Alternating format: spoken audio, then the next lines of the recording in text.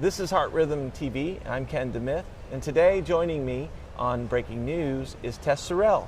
Tess is at the St. Luke's Medical Center in Boise, Idaho, and she also continues to teach at the Cleveland Clinic. Welcome, Tess.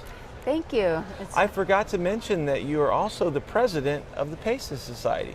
Yes, we rotate every year, and I'm excited to be president this year for the Pediatric and Congenital Electrophysiology Society.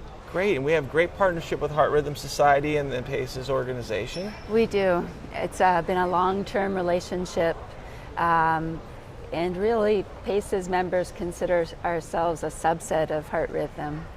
Of course, and Heart Rhythm also considers PACES a subset of Heart Rhythm, so yeah. A partner. A partner, and yes. A good partner. So one of the things that's happening right now is we've got a new paper that's been published through PACES. Yes, correct. In the past, we have had some PACES-led documents through Heart Rhythm Society, but just today, it's hot off the press, we released a new document that was primarily led by PACES, yeah, with Heart Rhythm involvement. So it's the first time the Pediatric and Congenital EP Society has actually written a document on their own. Yeah, well, can you give us a couple highlights from that paper? Yes, I'd love to. So it's a document about cardiac implantable devices for both pediatric and congenital heart patients, so adults with congenital heart disease.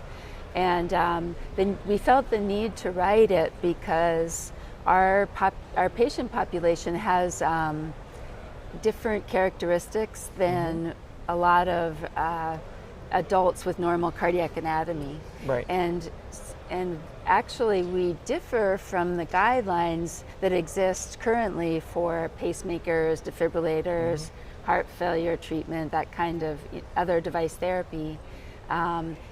Because of our special patient population.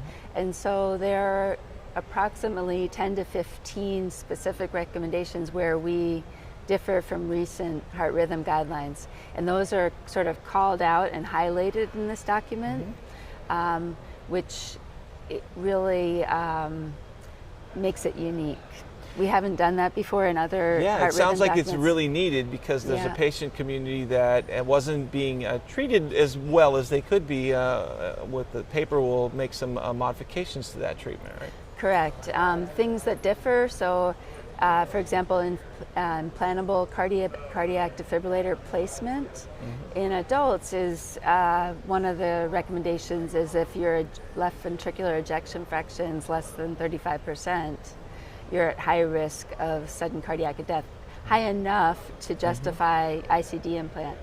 But after review of the literature in pediatrics, we found that the literature is different and doesn't support that recommendation. So instead of a class 1 recommendation, it's lowered to one of the level 2 recommendations because our patients who have low ejection fraction don't die suddenly at the same rate. And so the risk benefit for putting in a defibrillator with there's no free lunch, there's risks of putting one in, don't outweigh the benefits for that specific patient population. There are several recommendations like that, which is important for our Absolutely.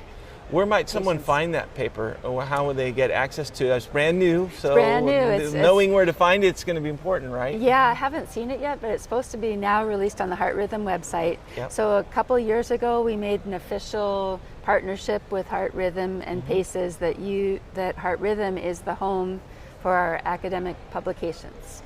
So Heart Rhythm Journal is the place where this one's published. There's other Heart Rhythm journals, as you know now, Case Reports and Heart Rhythm O, but this is going in Heart Rhythm Journal. Terrific. Yeah. Well, timely and good information and changes for our field. So thank you for joining us today on Breaking News. Thank you.